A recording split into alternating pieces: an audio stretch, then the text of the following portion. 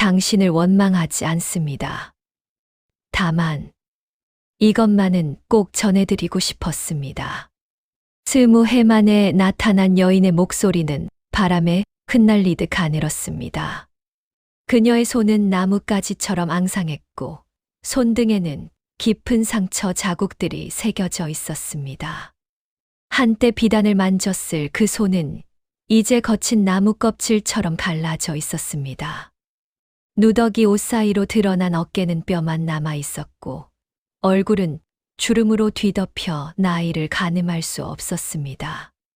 하지만 그 눈빛만은 여전히 맑았습니다. 슬픔으로 가득 차 있었지만 맑았습니다. 떨리는 손으로 내민 보따리는 너무 낡아서 천이 너덜너덜 찢어져 있었습니다. 20해 동안 그녀의 품에서 단 한 번도 떠나지 않았을 보따리였습니다. 이것을 받아주십시오. 보따리를 받아든 남자의 손도 떨렸습니다. 그는 이미 예순을 바라보는 나이였지만 이 순간만큼은 27의 신랑으로 돌아간 듯 했습니다. 혼례를 올리던 바로 그날, 첫날 밤이 시작되기도 전에 아무 말 없이 사라진 신부. 20해 동안 남자는 그녀를 기다렸습니다. 단 하루도 잊지 않았습니다. 재혼하라는 권유를 수없이 거절했습니다. 제 아내는 한 사람뿐입니다. 마을 사람들은 수군거렸습니다. 첫날 밤에 도망친 여자를 아직도 기다리다니. 저 양반 정신이 온전한 게 맞나? 도련님이 불쌍하게 됐네. 평생 호라비로 사시다니. 하지만 아무도 몰랐습니다. 그녀가 왜 떠났는지를. 그녀가 20해 동안 어디서 무엇을 하며 살았는지를. 그녀가 매일 밤 흘린 눈물의 무게를. 그녀가 품에 안고 살아온 끔찍한 비밀을. 대체 무슨 일이 있었던 걸까요? 가장 행복해야 할 혼례날, 신부에게는 무슨 일이 벌어졌던 걸까요? 그리고 20해가 지난 지금 그녀는 왜 다시 돌아온 걸까요? 야담처자의 이야기가 계속될 수 있도록 구독과 좋아요로 응원의 마음을 보태주세요. 자, 그럼 오늘도 감동적인 옛날 이야기 지금 바로 시작합니다. 구독, 좋아요 부탁드립니다. 옛날 옛적 전라도 전주 땅에 박진사라는 선비가 살고 있었습니다. 30칸 기와집의 논밭이 100마지기. 대대로 학문으로 이름난 집안이었습니다. 집 앞으로는 맑은 시냇물이 흘렀고 마당 한가운데는 100년 묵은 배나무가 우뚝 서 있었습니다. 봄이면 대꽃이 눈처럼 흩날렸고 가을이면 노란 배가 주렁주렁 열렸습니다.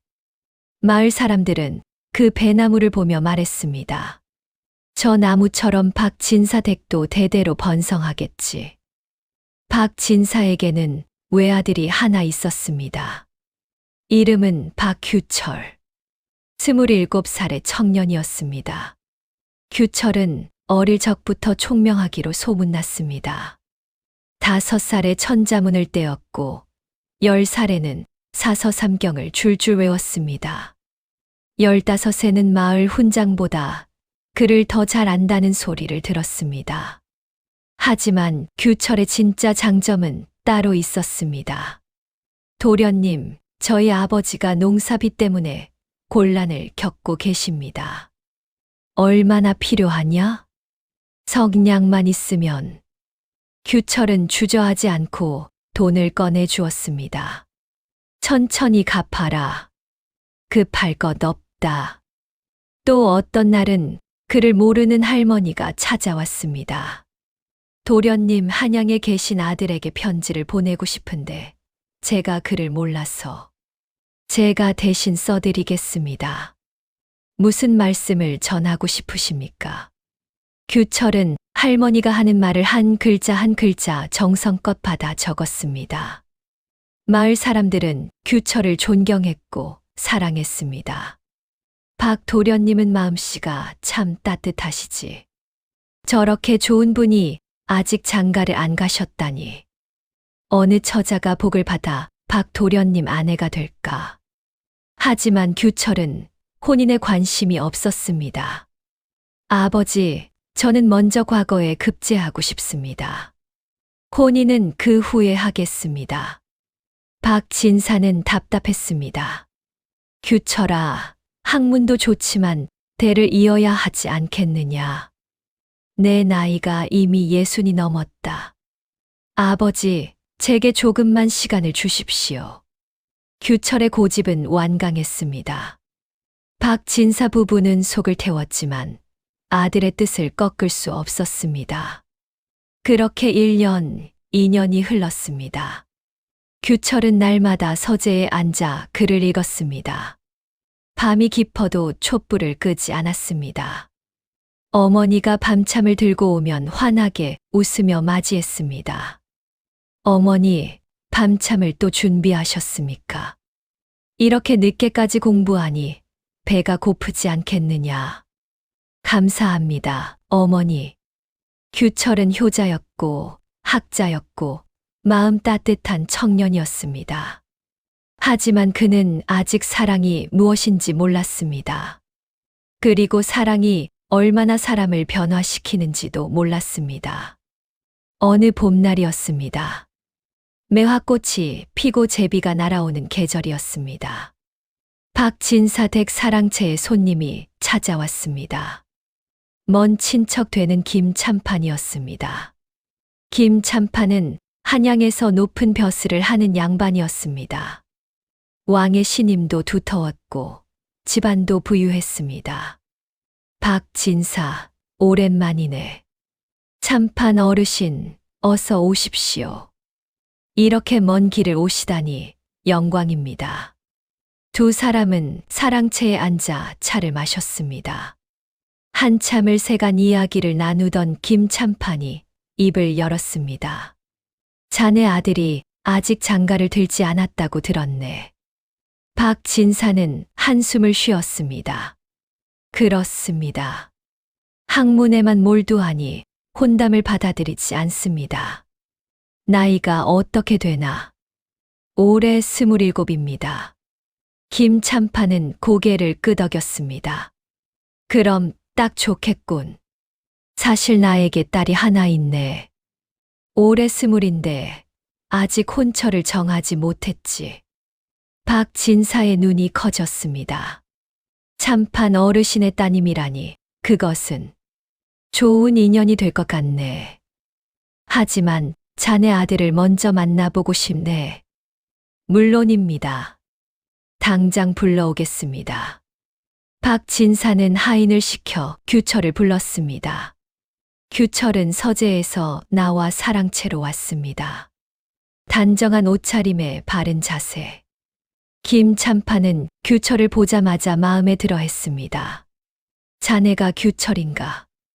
예, 어르신. 처음 뵙겠습니다.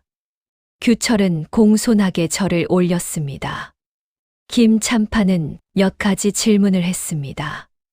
학문에 대해, 세상에 대해, 사람에 대해. 규철은 조리 있게 대답했습니다. 거만하지 않았고 비굴하지도 않았습니다. 김참판은 흡족했습니다. 좋네. 자네는 참으로 훌륭한 청년이야. 과찬이십니다, 어르신. 김참판은 자리에서 일어나 마당으로 나갔습니다. 규철에게 따라오라는 손짓을 했습니다. 두 사람은 배나무 아래에 섰습니다. 봄바람이 불어와 꽃이 피 흩날렸습니다. 김참판은 배나무를 올려다보며 천천히 말했습니다. 규철, 저 배나무를 보게. 예, 어르신. 100년이 넘었다고 들었네.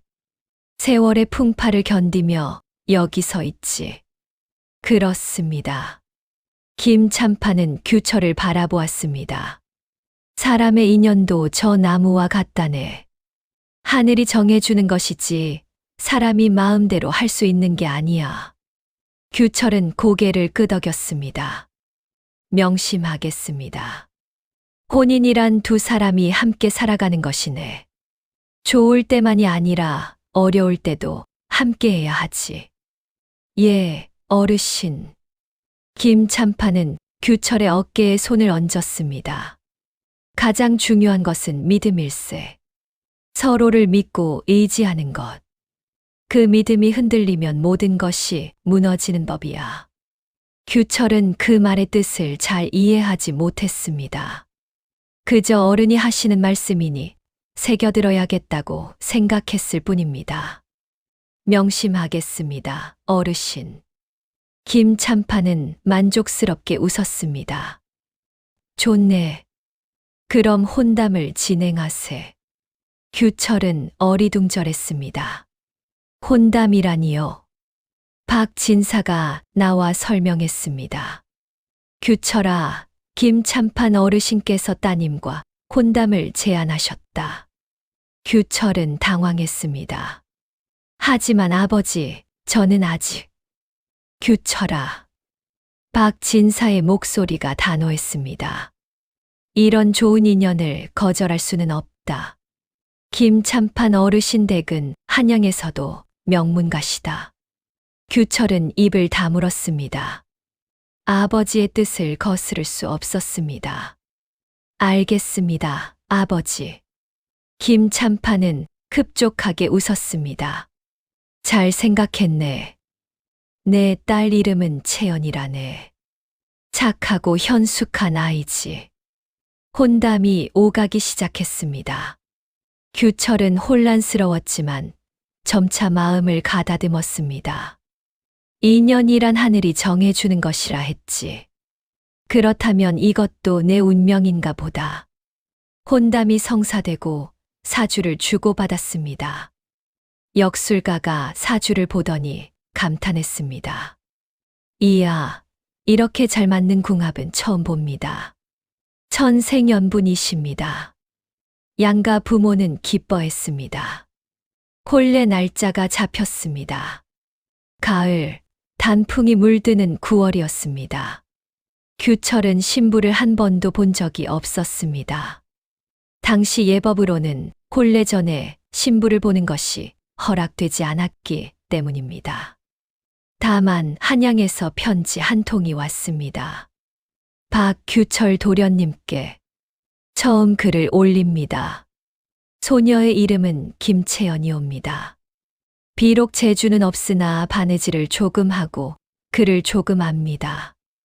아버지께서 도련님이 훌륭한 분이라 하셨습니다. 부디 잘 부탁드립니다. 김채연 올림.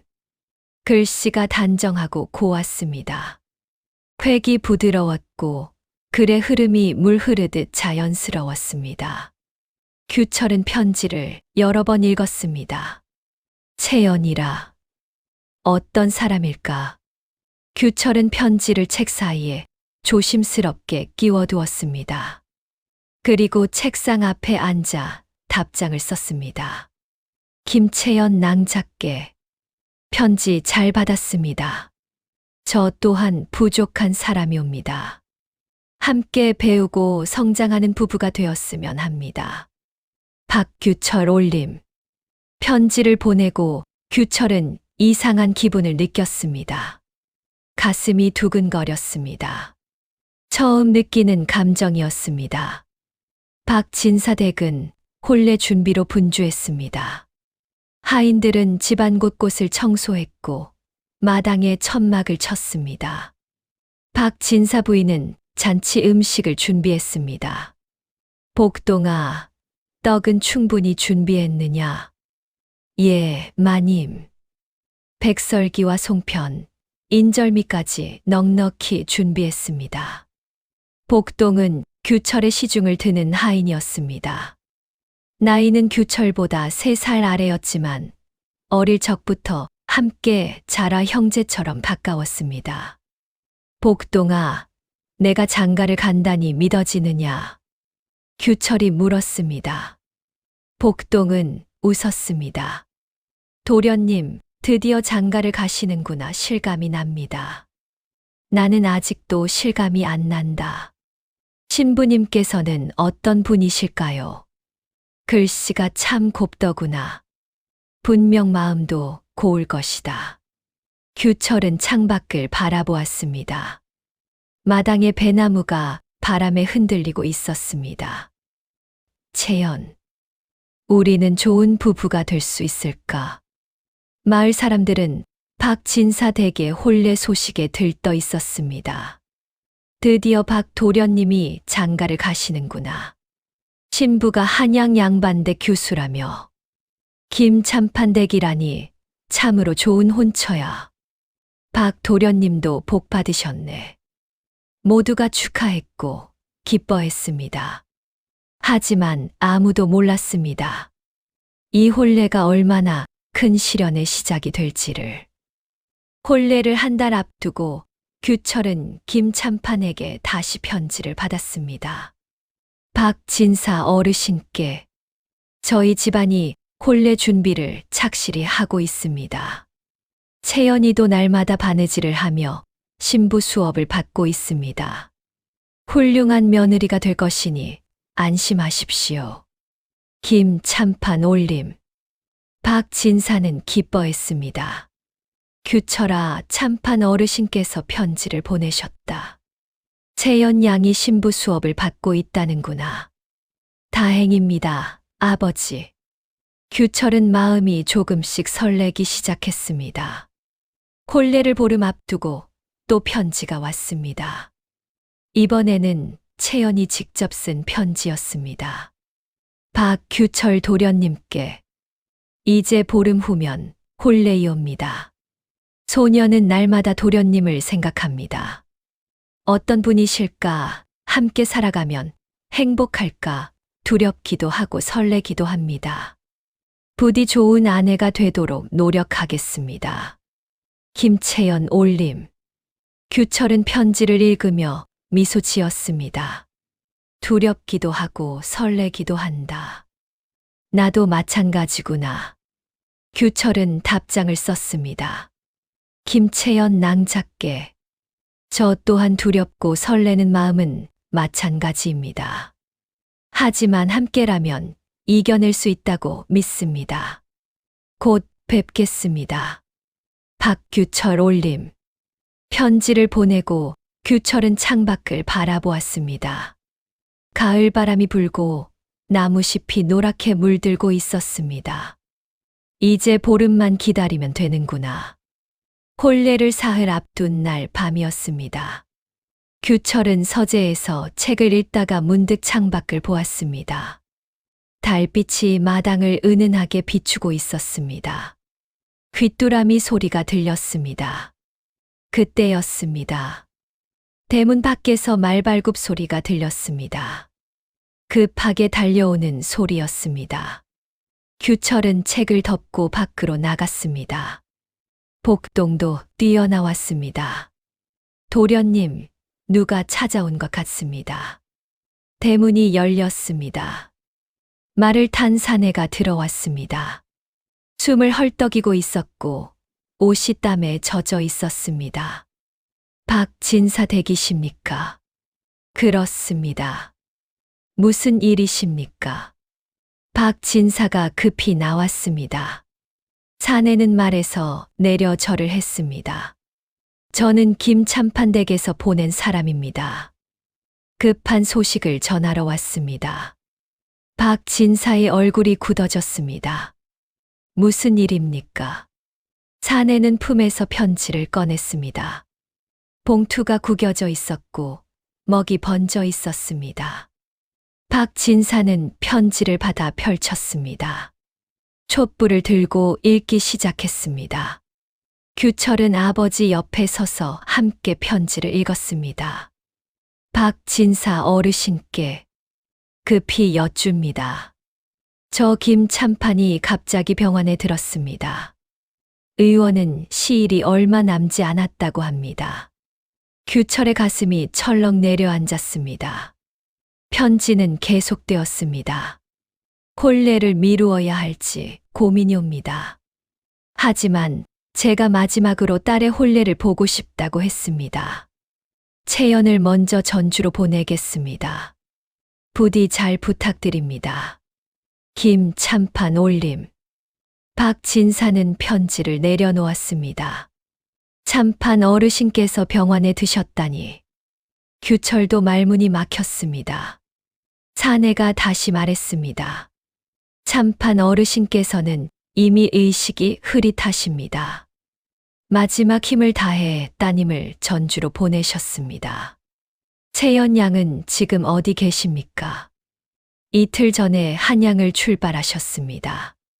내일이면 전주에 도착하실 것입니다. 박진사는 고개를 끄덕였습니다. 알겠습니다.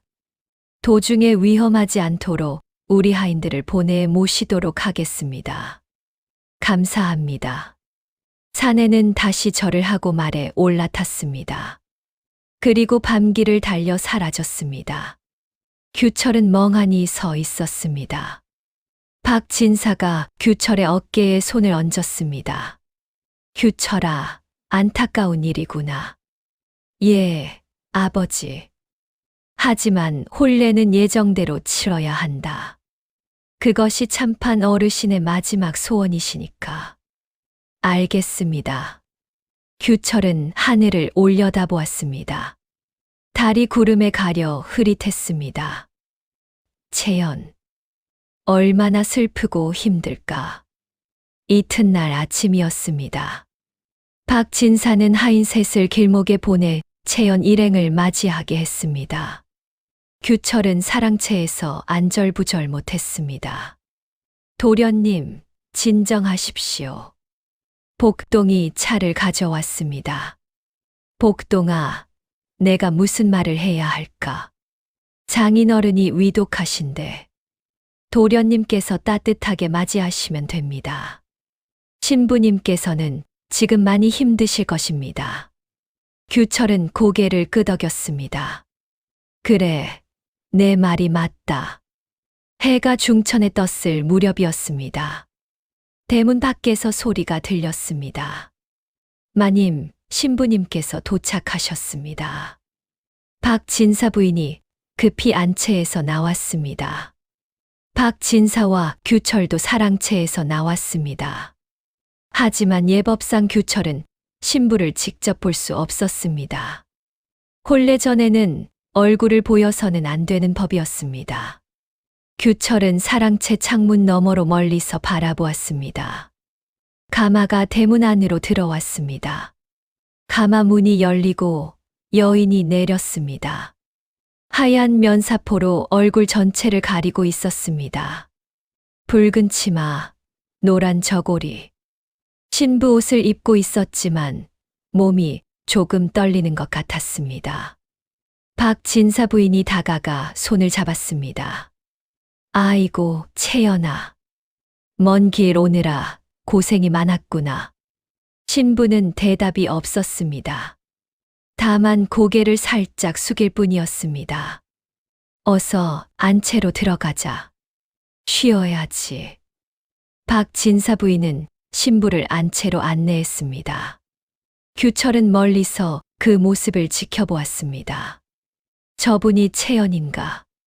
많이 힘들어 보이는구나. 복동이 말했습니다. 도련님, 신부님께서 많이 지치신 것 같습니다. 그럴 수밖에 없지. 아버지가 위독하신데 혼례를 치러야 하니. 규철은 가슴이 아팠습니다.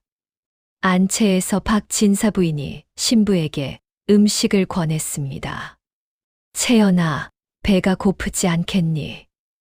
이것 좀 먹어라. 하지만 신부는 고개를 저었습니다. 괜찮습니다. 목소리가 작고 떨렸습니다. 아버지 병환이 많이 걱정되겠구나. 신부는 대답하지 않았습니다. 다만 고개를 숙였을 뿐이었습니다. 박진사 부인은 가슴이 짠했습니다. 염려 말거라. 혼례를 치르고 나면 바로 한양으로 문안을 다녀오도록 하마. 감사합니다. 신부는 그렇게 말하고는 방으로 들어갔습니다. 밖에서는 혼례 준비가 한창이었습니다. 하인들이 마당을 정리하고 음식을 날랐습니다. 하지만 집안 분위기는 무거웠습니다. 참판 어르신께서 위독하시다니. 신부님도 얼마나 힘드시겠어. 그래도 혼례는 치러야지. 그게 참판 어르신의 뜻이시니까. 밤이 깊어갔습니다. 규철은 잠을 이루지 못했습니다. 내일이면 혼례를 치릅니다. 채연을 만나게 됩니다.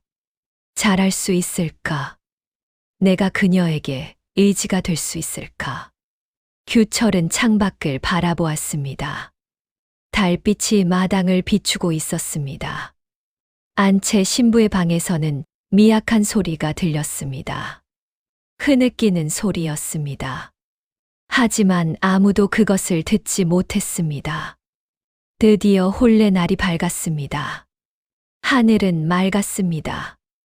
구름 한 점 없는 가을 하늘이었습니다. 아침 햇살이 따스하게 마당을 비췄습니다. 박진사댁 마당에는 단풍잎이 떨어져 붉은 융단을 깔아놓은 듯 했습니다. 하인들은 아침 일찍부터 마당을 쓸고 전한상을 차렸습니다. 전한상 여기 놓아라. 기러기도 준비했습니다. 꽃도 장식하고 마을 사람들이 하나둘 모여들었습니다. 오늘 박 도련님 장가 가시는 날이지. 신부가 한양 양반대 교수라며. 그런데 참판 어르신께서 위독하시다지. 안타까운 일이야. 하지만 혼례는 치러야지. 사랑채에서는 규철이 혼례복을 입고 있었습니다. 복동이 도와주었습니다. 도련님, 오늘 참으로 멋지십니다. 규철은 거울을 보았습니다. 낯선 자신의 모습이 보였습니다. 복동아, 떨린다. 당연합니다. 인생에서 가장 중요한 날이니까요. 내가 좋은 남편이 될 수 있을까? 복동은 환하게 웃었습니다. 도련님은 분명 훌륭한 남편이 되실 것입니다. 마을 사람들도 모두 그렇게 말합니다. 규철은 심호흡을 했습니다. 그래, 최선을 다하자. 안채에서는 신부가 혼례복을 입고 있었습니다. 박진사 부인이 직접 도와주었습니다. 채연아, 오늘 참 고우구나. 하지만 신부는 대답이 없었습니다. 면사포 아래로 눈물이 흐르는 것 같았습니다. 아버지 생각이 나는구나. 괜찮다. 모든 것이 잘 될 것이다. 박진사 부인은 신부의 손을 꼭 잡았습니다. 드디어 혼례가 시작되었습니다. 마당에 모인 사람들이 자리를 잡았습니다. 전한상 앞에 규철이 섰습니다. 규철의 가슴이 두근거렸습니다. 안채에서 신부가 나왔습니다. 붉은 치마, 노란 저고리, 그리고 얼굴을 가린 족도리와 면사포. 신부의 걸음은 느렸고 조금 불안해 보였습니다. 하인이 부축하여 전한상 앞으로 안내했습니다. 규철은 신부를 바라보았습니다. 면사포 너머로 눈동자가 어렴풋이 보이는 듯 했습니다. 혼례가 진행되었습니다. 신랑 신부, 절을 올리십시오. 규철과 신부가 절을 올렸습니다. 술잔을 나누십시오. 술잔이 전해졌습니다. 규철이 먼저 마시고 신부에게 건넸습니다. 신부는 술잔을 받아들었지만 입술에 대지 않고 내려놓았습니다. 규철은 이상하다고 생각했지만 혼례가 진행 중이라 말하지 못했습니다. 마을 사람들은 박수를 쳤습니다. 축하합니다. 100년 가약을 맺으셨습니다. 부디 금슬 좋게 사십시오. 하지만 신부는 한마디도 하지 않았습니다. 고개만 살짝 숙일 뿐이었습니다. 혼례가 끝났습니다. 신부는 다시 안채로 들어갔습니다. 규철은 사랑채로 돌아왔습니다. 복동이 물었습니다. 도련님, 신부님을 보셨습니까? 얼굴은 보지 못했다. 면사포로 가리고 계셔서 곧 신방에서 뵙게 되실 것입니다. 규철은 고개를 끄덕였습니다. 잔치가 시작되었습니다. 마을 사람들이 음식을 먹고 술을 마시며 축하했습니다. 박 도련님도 이제 장가를 가셨구나. 훌륭한 가문을 이으실 것이야. 참판 어르신께서 쾌차하시길 빕니다.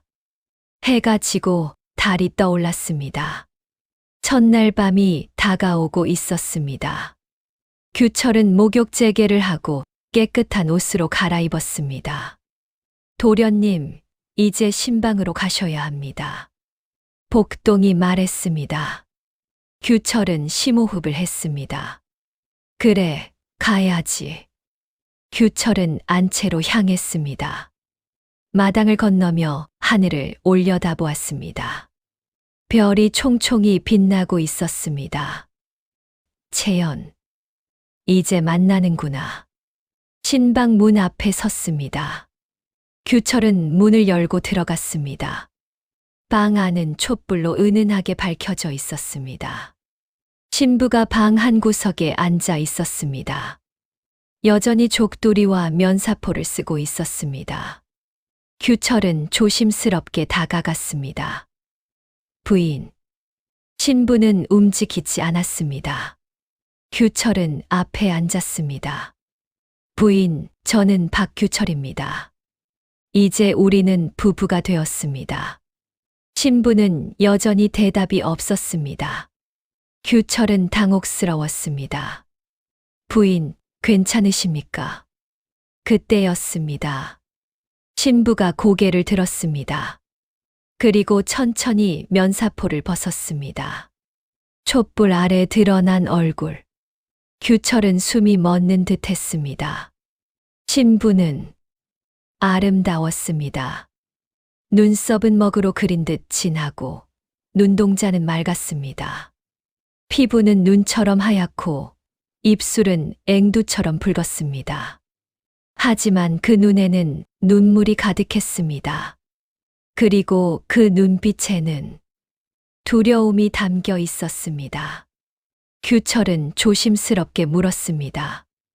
부인, 왜 우십니까? 신부는 고개를 저었습니다. 아무것도 아닙니다. 목소리가 떨렸습니다. 아버님 병환이 걱정되시는 겁니까? 신부는 대답하지 않았습니다. 규철은 신부 옆으로 조금 더 다가갔습니다. 부인, 저는 비록 서툴지만 좋은 남편이 되려 노력하겠습니다. 부디 마음을 여시고 무엇이든 말씀해 주십시오. 신부는 규철을 바라보았습니다. 그 눈빛에는 고통과 슬픔, 그리고 무언가 말하고 싶은 간절함이 담겨 있었습니다. 저는 신부가 떨리는 목소리로 말하기 시작했습니다. 저는 사실은 하지만 바로 그때였습니다. 밖에서 갑자기 비명소리가 들렸습니다. 불이야, 불이야. 규철은 벌떡 일어났습니다. 무슨 일입니까? 복동이 급히 문을 두드렸습니다. 도련님, 큰일 났습니다. 사랑채에 불이 났습니다. 규철은 황급히 밖으로 뛰쳐나갔습니다. 부인, 잠시만 기다리십시오. 규철은 마당으로 뛰어나갔습니다. 사랑채에서 불길이 치솟고 있었습니다. 하인들이 물을 길어 나르며 불을 끄려 했습니다. 아버지, 박진사가 소리쳤습니다. 규철아, 어서 와서 도와라. 규철은 옷을 벗어 던지고 물동이를 들었습니다. 사랑채로 달려가 물을 끼얹었습니다. 불은 생각보다 컸습니다. 바람이 불어 불길이 더 커졌습니다. 더 물을 가져와. 서재 쪽으로 번지고 있다. 하인들과 마을 사람들이 모두 모여 불을 껐습니다. 1시간 가까이 걸려 겨우 불을 껐습니다. 다행히 사랑채 일부만 탔고 사람은 다치지 않았습니다. 규철은 땀과 그름으로 범벅이 된 채 숨을 헐떡였습니다. 아버지, 괜찮으십니까? 나는 괜찮다. 다들 다치지 않았느냐? 예, 아버지. 박진사는 주저앉았습니다. 혼례 날에 이런 일이 생기다니. 복동이 다가왔습니다. 도련님 불은 다 껐습니다. 다행이구나. 규철은 문득 생각났습니다. 채연. 규철은 급히 안채로 달려갔습니다. 부인, 부인. 신방 문을 열었습니다. 하지만 방은 텅 비어 있었습니다. 규철은 주변을 둘러보았습니다. 부인. 대답이 없었습니다. 규철은 안채를 뒤졌습니다. 부엌, 안방, 뒷마당. 어디에도 신부가 보이지 않았습니다. 어머니. 박진사 부인이 달려왔습니다. 왜 그러느냐? 채연이 보이지 않습니다. 무슨 말이냐? 박진사 부인도 안채를 뒤지기 시작했습니다. 하지만 신부는 어디에도 없었습니다. 규철은 대문 쪽으로 달려갔습니다. 대문을 지키던 하인이 어리둥절한 표정으로 말했습니다. 도련님, 불이 났을 때 혼란스러워서. 정확하지는 않지만 누군가 대문 밖으로 나가는 것을 본 것 같습니다. 규철의 얼굴이 창백해졌습니다. 누구였습니까?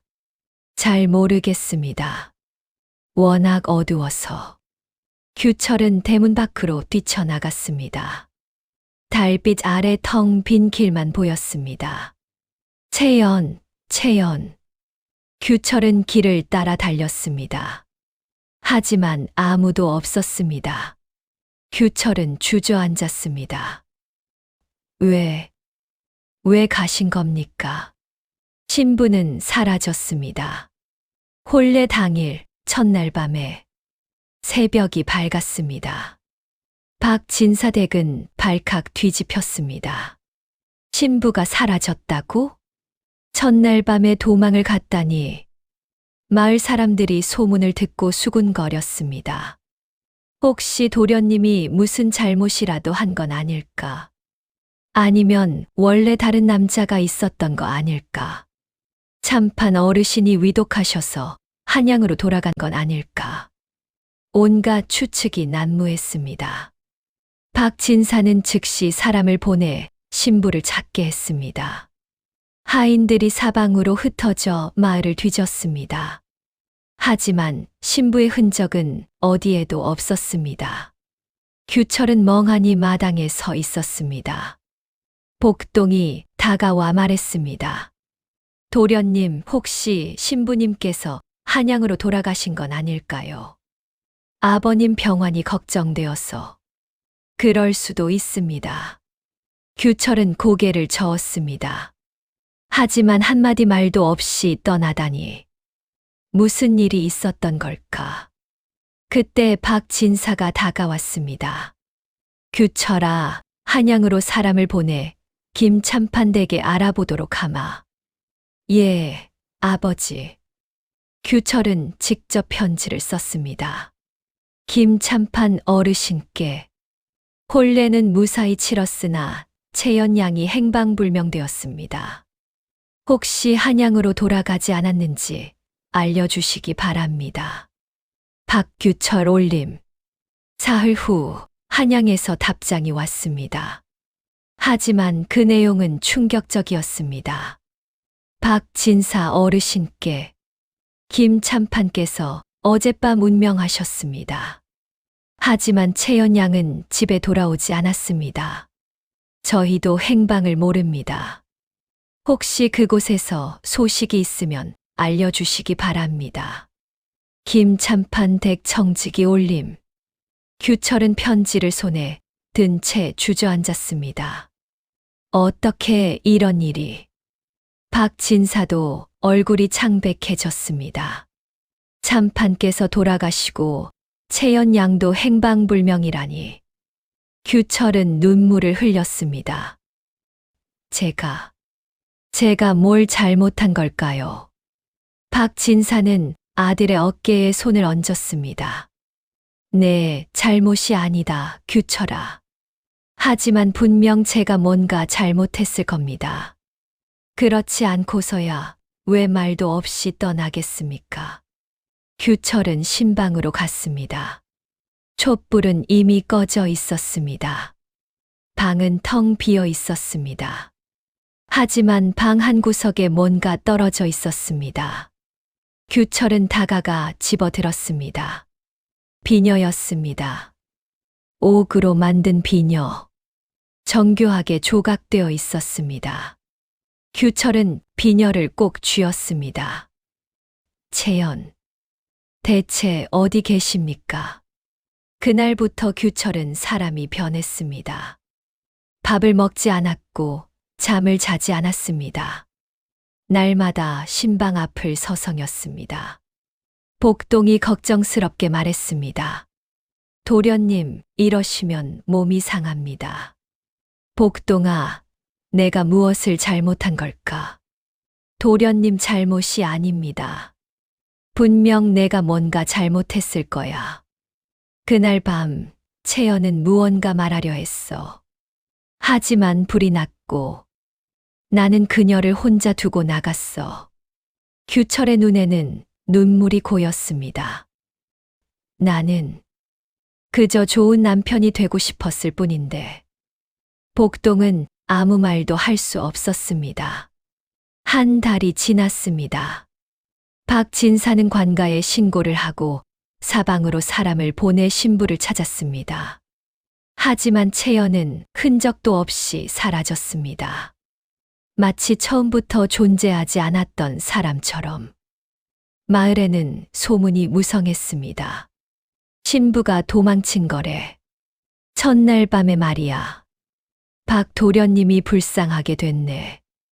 규철은 사람들의 수군거림을 들었지만 아무 말도 하지 않았습니다. 그저 묵묵히 견딜 뿐이었습니다. 겨울이 왔습니다. 눈이 내렸습니다. 마당의 배나무는 앙상한 가지만 남았습니다. 박진사는 규철에게 말했습니다. 규철아, 이제 그만 잊어라. 다시 혼처를 찾아보마. 규철은 고개를 저었습니다. 아버지, 저는 다시 장가갈 생각이 없습니다. 하지만 대를 이어야 하지 않겠느냐. 규철은 단호하게 말했습니다. 저는 이미 혼인을 했습니다. 비록 첫날 밤에 헤어졌지만 채연은 제 아내입니다. 규철아, 저는 평생 그녀를 기다리겠습니다. 언젠가 돌아올 것입니다. 분명히. 박진사는 더 이상 말하지 못했습니다. 1년이 지났습니다. 규철은 여전히 혼자였습니다. 재혼 권유를 모두 거절했습니다. 대신 규철은 채연을 찾기 시작했습니다. 첫 번째 시도.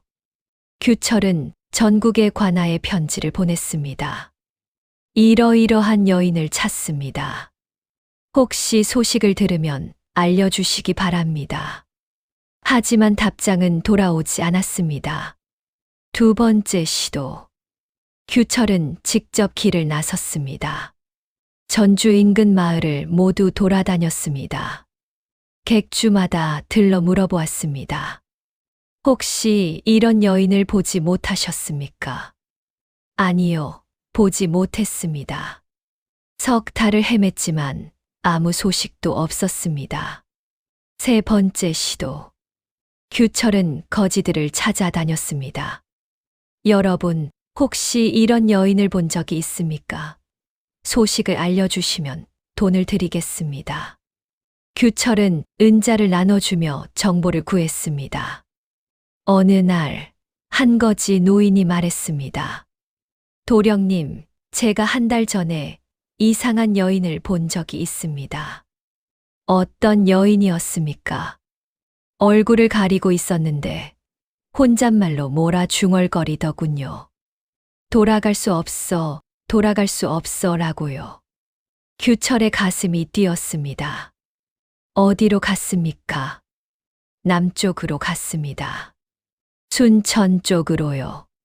규철은 즉시 순천으로 향했습니다. 하지만 순천에 도착해서도 채연을 찾을 수 없었습니다. 2년이 지났습니다. 규철은 지쳐 돌아왔습니다. 하지만 포기하지 않았습니다. 반드시 찾겠습니다. 반드시. 복동이 말했습니다. 도련님, 이제 그만 쉬십시오. 몸이 상하십니다. 쉴 수 없다. 채연이 어딘가에서 힘들어하고 있을 텐데. 규철은 다시 길을 떠났습니다. 이번에는 한양으로 갔습니다. 김참판의 옛 저택을 찾아갔습니다. 하지만 저택은 이미 다른 사람 손에 넘어가 있었습니다. 이웃 사람에게 물었습니다. 김참판 댁 식구들은 어디로 갔습니까? 참판께서 돌아가신 후 빚이 많았답니다. 재산은 모두 팔렸고 하인들도 뿔뿔이 흩어졌습니다. 채연 양은 어디로 갔습니까? 모릅니다. 혼례 후 소식이 끊겼다고 들었습니다. 규철은 한양 거리를 헤맸습니다.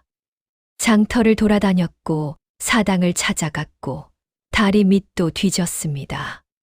하지만 채연은 어디에도 없었습니다. 3년이 지났습니다. 규철은 여전히 포기하지 않았습니다. 이번에는 저를 찾아다녔습니다. 혹시 채연이 속세를 떠나 비구니가 되었을까 싶어서였습니다. 전국에 저를 돌아다녔습니다. 하지만 채연은 어디에도 없었습니다. 4년이 지났습니다. 규철의 부모가 재혼을 다시 권했습니다. 규철아, 정말로 이러다가 대가 끊어지겠구나. 아버지, 죄송합니다. 하지만 저는 채연 외에 다른 여인을 아내로 맞을 수 없습니다. 그 여인이 돌아올지 안 돌아올지도 모르는데 돌아올 것입니다. 저는 믿습니다. 박진사는 더 이상 말하지 못했습니다. 5년이 지났습니다. 규철은 드디어 과거에 응시했습니다. 장원급제를 했습니다. 박진사는 기뻐했지만 규철의 얼굴에는 웃음이 없었습니다. 축하한다, 규철아. 감사합니다, 아버지. 이제 한양으로 가서 벼슬을 하거라. 예, 아버지. 규철은 한양으로 갔습니다. 예조에서 일을 시작했습니다. 밤낮으로 일에 몰두했습니다. 그래야 채연 생각을 잠시라도 잊을 수 있었기 때문이었습니다. 하지만 밤이 되면 여전히 채연을 떠올렸습니다. 채연, 어디 계십니까? 살아 계십니까? 규철은 한양에 있으면서도 계속 채연을 찾았습니다. 거지들에게 돈을 주며 정보를 구했습니다. 장터를 돌아다니며 혹시나 채연을 볼 수 있을까 기대했습니다.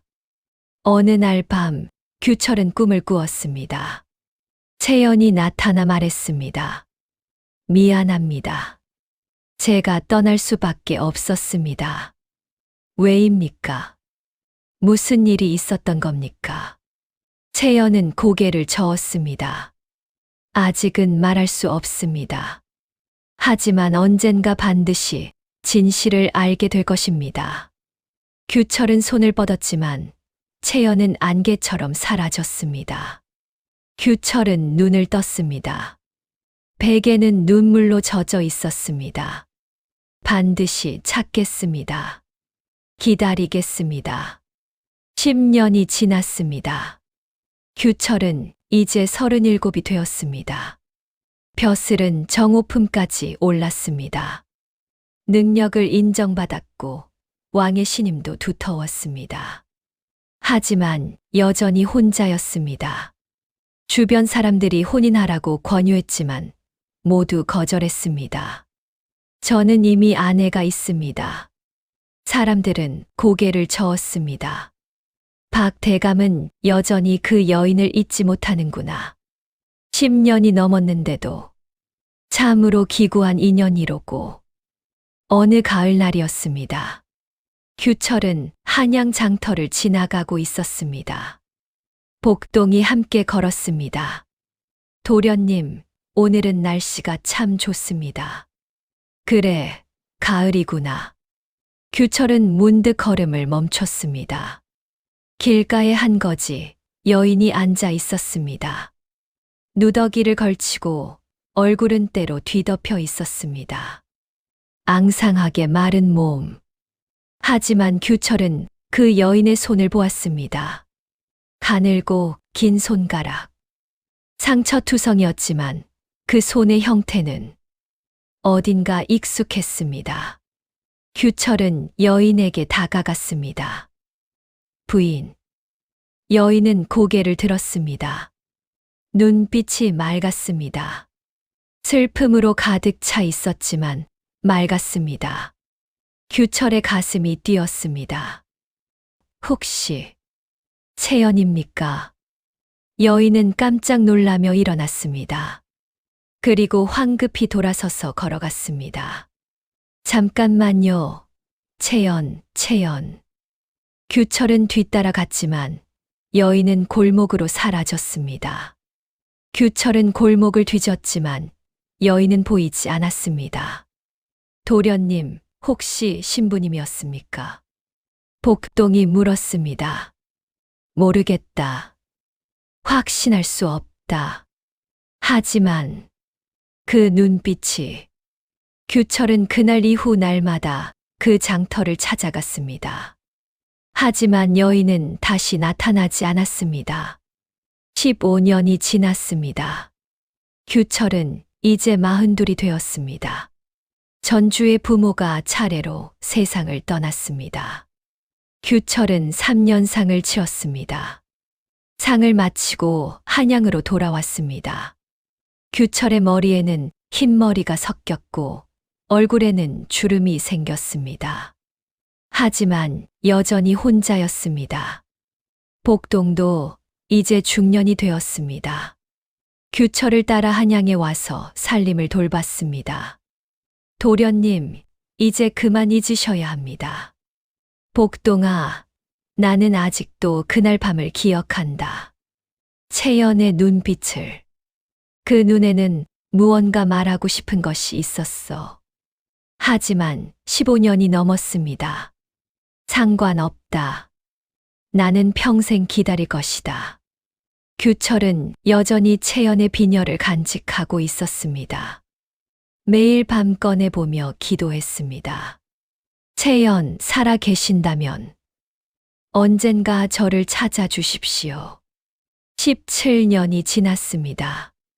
규철은 이제 종이품 벼슬까지 올랐습니다. 하지만 건강이 나빠지기 시작했습니다. 밤마다 기침을 했고 몸이 수척해졌습니다. 복동이 걱정했습니다. 도련님, 의원을 불러야 합니다. 괜찮다. 그저 나이가 들어서 그런 것이다. 하지만 규철은 알고 있었습니다. 자신의 몸이 점점 약해지고 있다는 것을. 이대로 채연을 만나지 못하고 죽는 건 아닐까. 규철은 두려웠습니다. 한편 한양에는 규철에게 재혼을 강요하는 사람들이 늘어났습니다. 왕이 직접 규철을 불렀습니다. 경은 능력이 뛰어나지만 아직 후사가 없다고 들었소. 예, 전하. 어찌하여 혼인을 하지 않는 것이오? 이미 아내가 있사옵니다. 그 여인이 17년 전에 사라졌다고 들었소. 이제는 새로운 인연을 만들어야 하지 않겠소? 규철은 고개를 숙였습니다. 전하, 소신은 평생 그 여인만을 아내로 여기겠습니다. 왕은 한숨을 쉬었습니다. 경의 충절은 가상하나 대를 이어야 하지 않겠소? 용서하옵소서, 전하. 왕은 더 이상 말하지 않았습니다. 조정의 다른 신하들도 규철에게 재혼을 권했습니다. 박 대감, 이제 정말로 혼인을 하셔야 합니다. 좋은 집안의 처녀들이 대감을 기다리고 있습니다. 17년이나 기다렸으면 충분하지 않습니까? 하지만 규철은 모두 거절했습니다. 제 마음은 변하지 않습니다. 사람들은 수군거렸습니다. 박 대감은 고집이 세시네. 저러다가 혼자 늙어 죽으시겠어. 참으로 안타까운 일이야. 규철은 이런 소리를 듣고도 흔들리지 않았습니다. 18년이 지났습니다. 규철의 건강은 더욱 악화되었습니다. 의원이 말했습니다. 대감, 이러시면 안 됩니다. 요양을 하셔야 합니다. 나는 괜찮소. 아닙니다. 지금 몸 상태로는 1년을 넘기기 어렵습니다. 규철은 충격을 받았습니다. 1년. 나에게 남은 시간이 1년뿐이란 말인가. 규철은 벼슬을 물러나기로 결심했습니다. 왕에게 아뢰었습니다. 전하, 소신이 나이가 들고 몸이 약해져 더 이상 벼슬을 감당할 수 없사옵니다. 벼슬에서 물러나게 해주시옵소서. 왕은 아쉬워했지만 허락했습니다. 경의 충성을 잊지 않겠소. 편히 쉬시오. 규철은 한양을 떠나 전주로 돌아갔습니다. 복동도 함께 따라갔습니다. 도련님, 고향에 돌아오시니 어떠십니까?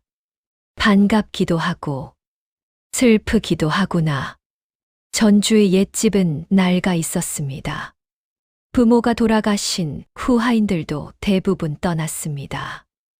마당의 배나무는 여전히 서 있었지만 더 이상 꽃을 피우지 않았습니다. 규철은 배나무 아래에 앉아 과거를 회상했습니다. 채연, 당신은 지금 어디 계십니까? 19년이 지났습니다. 규철의 몸은 더욱 쇠약해졌습니다. 걷기조차 힘들어졌습니다. 복동이 매일 수발을 들었습니다. 도련님, 식사를 하셔야 합니다. 복동아, 나는 곧 죽을 것 같다. 그런 말씀 마십시오. 아니다. 나는 안다. 이제 얼마 남지 않았다는 것을. 규철은 눈물을 흘렸습니다. 채연을 만나지 못하고 죽는구나. 복동도 눈물을 흘렸습니다. 도련님, 그날 밤 규철은 다시 꿈을 꾸었습니다. 채연이 나타났습니다. 조금만 더 기다려주세요. 곧 갑니다. 곧. 규철은 눈을 떴습니다. 채연. 20년이 지났습니다. 규철은 이제 47이 되었습니다. 하지만 병으로 인해 마치 60이 넘은 노인처럼 보였습니다. 어느 가을날이었습니다. 규철은 마당에 앉아 하늘을 바라보고 있었습니다. 단풍잎이 떨어지고 있었습니다. 마치 20년 전 혼례 날처럼. 이제 정말 끝인가? 규철은 눈을 감았습니다. 그때였습니다. 대문 두드리는 소리가 들렸습니다. 복동이 대문을 열었습니다. 누구십니까? 밖에 한 여인이 서 있었습니다. 누더기를 걸치고 머리는 허옇게 새어 있었습니다. 얼굴은 주름투성이었고 몸은 말라 뼈만 앙상했습니다. 복동은 깜짝 놀랐습니다. 누구십니까? 여인은 떨리는 목소리로 말했습니다. 박규철 도련님을 뵙고 싶습니다. 복동은 여인을 자세히 보았습니다. 그 눈빛, 어딘가 익숙했습니다. 도련님을 찾으시는 이유가? 여인은 눈물을 흘렸습니다. 제가 채연입니다. 복동은 입을 다물지 못했습니다. 채연님, 예. 저는 김채연입니다. 20년 만에 돌아왔습니다. 복동은 급히 안으로 들어갔습니다. 도련님, 도련님. 무슨 일이냐, 복동아. 도련님, 대문 밖에 신부님께서 오셨습니다. 규철은 벌떡 일어났습니다. 무엇이라고? 채연님이라고 하십니다. 규철은 비틀거리며 대문으로 향했습니다. 대문 밖에 여인이 서 있었습니다. 규철은 그 여인을 보았습니다. 늙고 병들고 초라한 모습이었습니다. 하지만 그 눈빛은 20년 전 그날 밤과 똑같았습니다. 채연. 규철의 목소리가 떨렸습니다. 여인은 고개를 들었습니다. 당신을 원망하지 않습니다.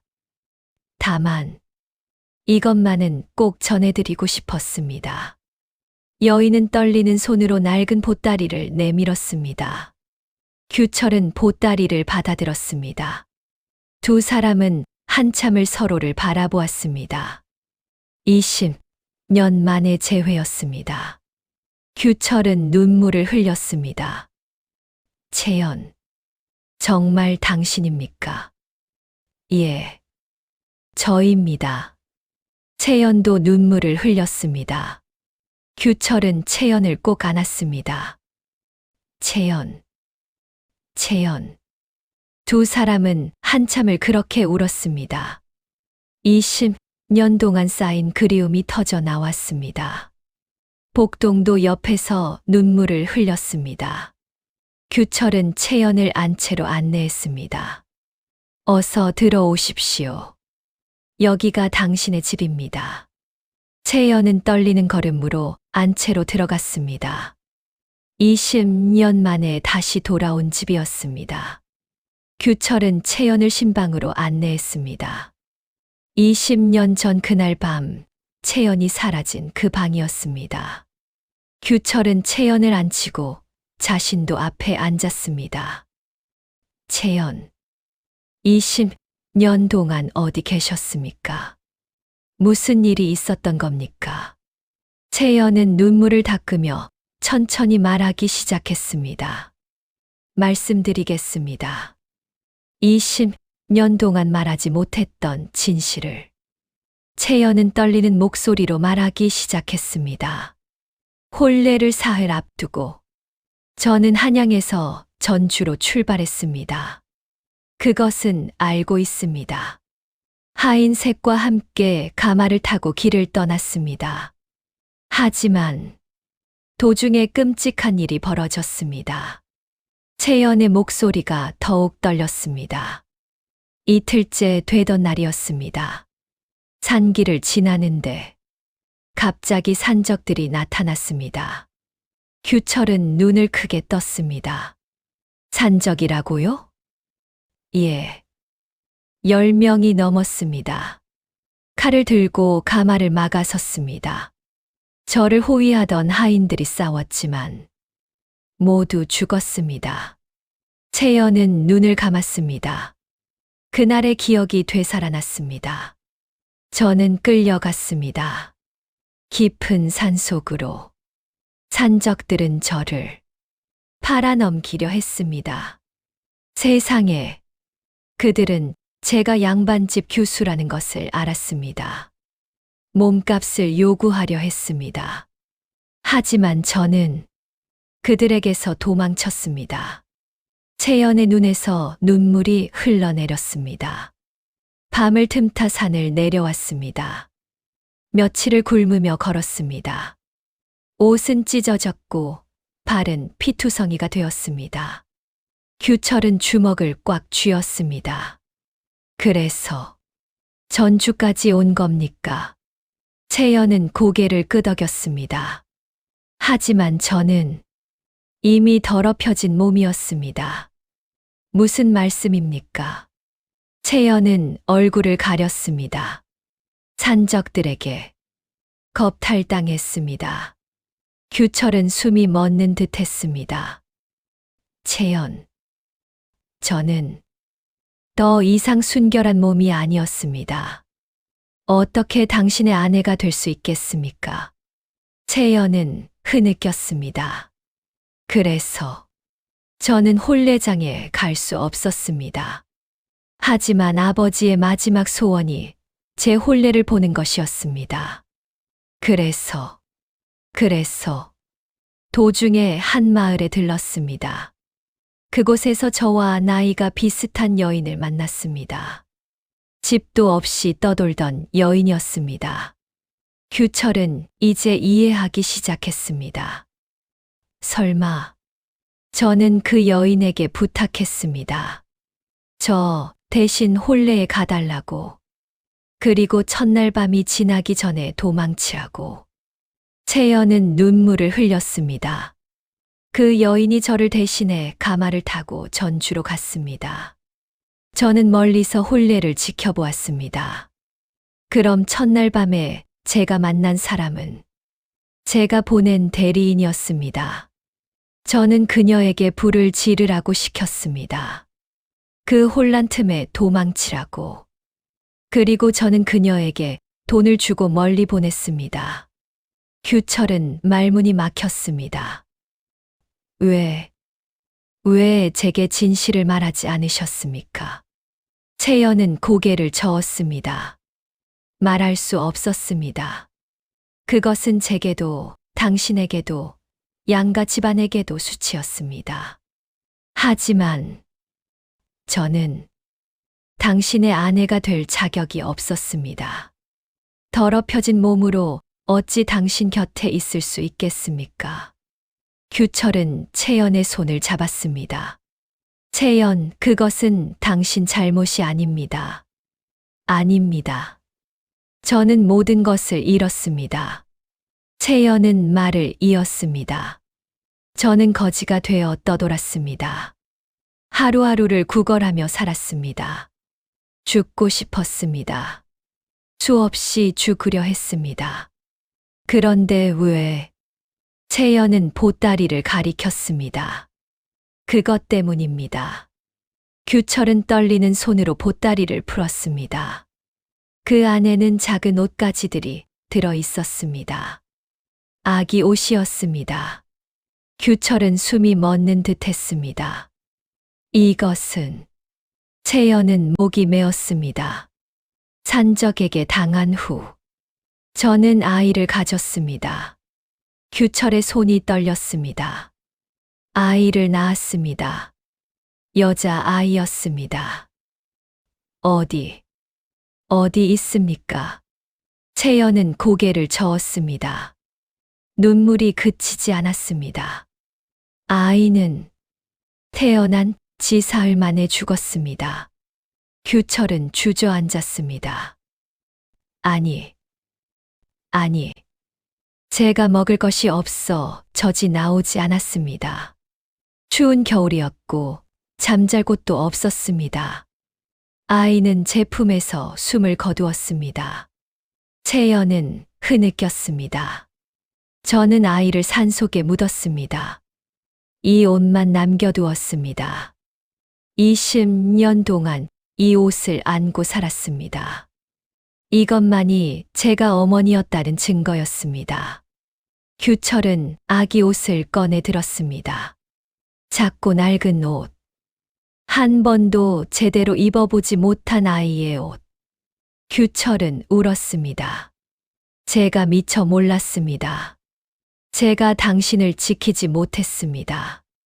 아닙니다. 당신 잘못이 아닙니다.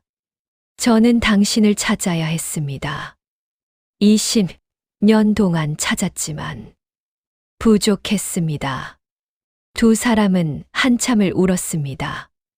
20년 동안 쌓인 슬픔과 고통이 터져 나왔습니다. 채연이 말했습니다. 20년 동안 당신을 멀리서 지켜보았습니다. 과거에 급제하신 것도 벼슬에 오르신 것도 모두 알고 있었습니다. 왜 제게 오지 않으셨습니까? 부끄러웠습니다. 그리고 당신이 다른 여인과 혼인하여 행복하시길 바랐습니다. 규철은 눈물을 닦았습니다. 저는 다시 장가들지 않았습니다. 20년 동안 당신만을 기다렸습니다. 채연은 눈을 크게 떴습니다. 무엇이라고요? 당신은 제 아내입니다.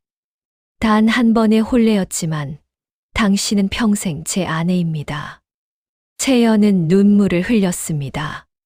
규철은 문득 떠올렸습니다. 혼례 전 김참판이 했던 말. 혼인이란 두 사람이 함께 살아가는 것이네. 서로를 믿고 의지해야 하지. 그 믿음이 흔들리면 모든 것이 무너지는 법이야. 규철은 이제야 그 말의 뜻을 이해했습니다. 믿음. 채연은 자신이 규철에게 짐이 될까 두려워 떠났습니다. 하지만 진정한 믿음이란 어떤 상황에서도 함께하는 것이었습니다. 채연, 이제 저를 믿어주십시오. 우리 함께 살아갑시다. 채연은 고개를 저었습니다. 저는 이제 오래 살지 못합니다. 몸이 너무 망가졌습니다. 그래도 상관없습니다. 남은 시간이라도 함께하고 싶습니다. 채연은 규철을 바라보았습니다. 20년 만에 처음으로 마음이 따뜻해졌습니다. 정말 저를 받아주시겠습니까? 당연합니다. 규철은 채연을 꼭 안았습니다. 두 사람은 한참을 그렇게 있었습니다. 다음 날부터 규철은 채연을 극진히 돌보았습니다. 의원을 불러 치료를 받게 했고 좋은 음식을 먹였습니다. 복동도 채연을 정성껏 시중들었습니다. 마님, 이제 편히 쉬십시오. 채연은 눈물을 흘렸습니다. 20년 만에 마님이라는 호칭을 듣는구나. 마님은 언제나 도련님의 아내이셨습니다. 채연은 복동의 손을 잡았습니다. 고맙습니다. 마을 사람들은 놀랐습니다. 박 도련님께서 20년 만에 아내를 찾으셨다네. 참으로 기구한 인연이로고. 어떤 이들은 수군거렸습니다. 첫날 밤에 도망친 여자를 다시 받아들이다니. 저런 여자를 왜 받아들이는 건지. 하지만 규철은 신경 쓰지 않았습니다. 채연과 함께하는 것만으로 행복했습니다. 두 사람은 매일 마당을 거닐었습니다. 저 배나무를 기억하십니까? 예. 혼례 날 단풍잎이 떨어지던 것을 기억합니다. 20년 동안 꽃을 피우지 않았습니다. 하지만 내년 봄에는 다시 꽃이 필 것입니다. 채연은 웃었습니다. 20년 만에 처음 짓는 웃음이었습니다. 규철은 채연의 웃음을 보며 행복했습니다. 이제 우리는 진짜 부부가 되었습니다. 예. 정말로. 한 달이 지났습니다. 채연의 얼굴에 혈색이 조금 돌았습니다. 좋은 음식을 먹고 따뜻한 곳에서 쉬니 몸이 조금씩 회복되었습니다. 규철은 채연에게 새 옷을 지어주었습니다. 이것을 입어주십시오. 채연은 눈물을 흘렸습니다. 제가 이것을 입을 자격이 있을까요? 당연합니다. 당신은 제 아내입니다. 채연은 새 옷을 입었습니다. 깨끗한 옷을 입고 머리를 빗으니 채연은 비록 늙었지만 여전히 고왔습니다. 규철은 채연의 손을 잡고 말했습니다. 20년 늦었지만 이제 진짜 첫날 밤을 보냅시다. 채연은 고개를 끄덕였습니다. 두 사람은 신방으로 들어갔습니다. 촛불이 은은하게 방을 밝혔습니다. 규철은 채연을 바라보았습니다. 20년 동안 기다렸습니다. 저도 당신을 잊은 적이 없습니다. 두 사람은 서로를 안았습니다. 그날 밤 20년의 슬픔이 녹아내렸습니다. 규철과 채연은 진정한 부부가 되었습니다. 하지만 행복은 길지 않았습니다. 채연의 병은 깊었습니다. 20년 동안 떠돌며 입은 상처는 치료할 수 없었습니다. 석 달이 지나자 채연은 다시 자리에 누웠습니다. 의원은 고개를 저었습니다. 대감 마님께서는 오래 버티지 못하실 것 같습니다. 규철은 채연의 손을 꼭 잡았습니다. 채연, 포기하지 마십시오. 채연은 웃었습니다. 괜찮습니다. 저는 이미 충분히 행복했습니다. 아닙니다. 우리는 이제 시작입니다. 채연은 규철의 손을 쓰다듬었습니다. 20년을 혼자 기다려주셔서 감사합니다. 덕분에 저는 마지막에 진짜 아내가 될 수 있었습니다. 채연. 그리고 저희 아이. 산속에 묻혀 있는 아이를 꼭 찾아주세요. 제대로 장례를 치러주세요. 알겠습니다. 당신 곁에 함께 묻어주세요. 그럼 저는 영원히 당신 곁에 있을 수 있을 테니까요. 규철은 눈물을 흘렸습니다. 알겠습니다. 약속하겠습니다. 채연은 창밖을 바라보았습니다. 배나무가 보이네요. 참 아름답습니다. 채연, 당신을 만나서 행복했습니다. 채연은 조용히 눈을 감았습니다. 그리고 규철의 손을 꼭 쥔 채 숨을 거두었습니다.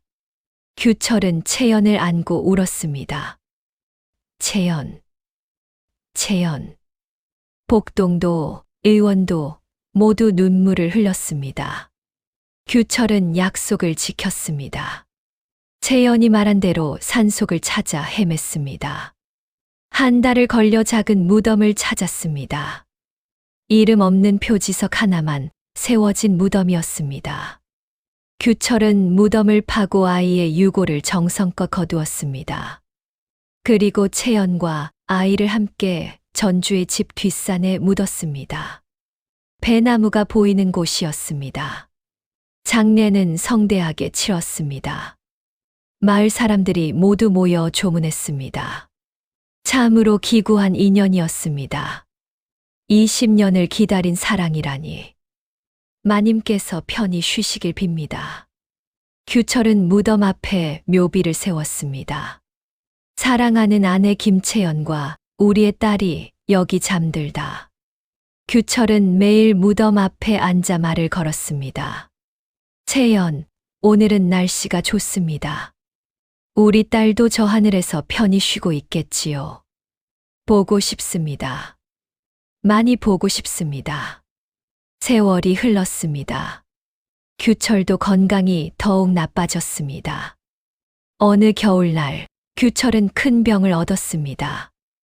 의원이 말했습니다. 대감, 이제 얼마 남지 않으셨습니다. 규철은 고개를 끄덕였습니다. 알고 있소. 곧 채연에게 갈 것이오. 복동이 눈물을 흘렸습니다. 도련님, 복동아, 슬퍼하지 마라. 나는 이제 채연을 만나러 가는 것이다. 규철은 무덤으로 가달라고 했습니다. 복동이 규철을 업고 무덤 앞까지 갔습니다. 규철은 무덤 앞에 앉았습니다. 채연, 이제 제가 갑니다. 조금만 기다리십시오. 바람이 불어왔습니다. 따뜻하고 부드러운 바람이었습니다. 규철은 눈을 감았습니다. 바람 속에서 채연의 목소리가 들리는 듯 했습니다. 기다리고 있었어요. 어서 오세요. 규철은 미소 지었습니다. 예, 지금 갑니다. 그리고 조용히 숨을 거두었습니다. 복동은 규철을 채연과 아이 옆에 묻었습니다. 세 개의 무덤이 나란히 섰습니다. 이듬해 봄이었습니다. 세 개의 무덤 앞에 서 있는 배나무에 꽃이 피었습니다. 20년 만에 처음 피는 꽃이었습니다. 하얀 꽃이 피 바람에 흩날려 새 무덤 위에 고루 내렸습니다. 마치 새 사람을 축복하는 것처럼. 마을 사람들은 그 광경을 보며 말했습니다. 참으로 신기한 일이야. 20년 동안 꽃을 피우지 않던 나무가 저승에서 만나셨나 보지. 참으로 기구한 인연이었네. 하지만 아름다운 사랑이었어. 복동은 무덤 앞에 절을 올렸습니다. 도련님, 마님, 이제 편히 쉬십시오. 하늘에서는 행복하시길 빕니다. 세월이 더 흘렀습니다.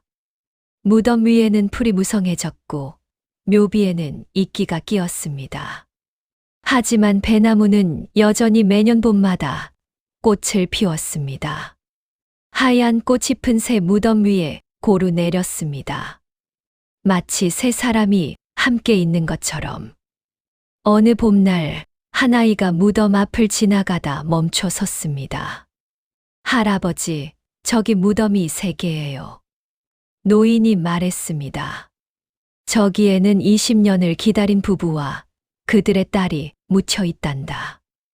20년이요? 그래. 신랑은 평생 신부를 기다렸고 신부는 평생 혼자 떠돌다가 마지막에 돌아왔지. 그리고 3달 만에 세상을 떠났단다. 슬픈 이야기네요. 노인은 고개를 저었습니다. 슬프지만 아름다운 이야기란다. 세상에는 시간도 거리도 뛰어넘는 사랑이 있는 법이거든. 아이는 고개를 끄덕이며 무덤에 절을 했습니다. 바람이 불어왔습니다. 백꽃 향기가 가득했습니다. 새 무덤 위로 하얀 꽃이 피 눈처럼 내렸습니다. 하늘에서는 세 사람이 함께 웃고 있을 것입니다.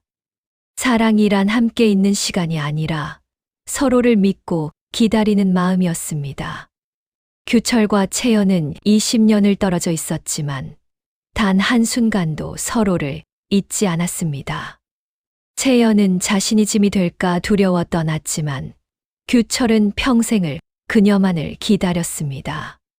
비록 함께한 시간은 3달에 불과했지만 그들은 진정한 부부가 되었습니다.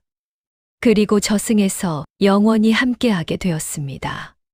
진정한 사랑은 시간도, 아픔도, 심지어 죽음조차 이길 수 있는 법입니다. 믿음과 기다림. 그것이 사랑의 진정한 의미였습니다. 다음 영상을 빠르게 만나보시려면 좋아요와 구독을 눌러주세요. 지금 화면에 나오는 야담처자의 더 재미있는 영상들도 함께 해주세요. 그럼 모두 행복한 하루 보내세요. 감사합니다. 구독, 좋아요 부탁드립니다.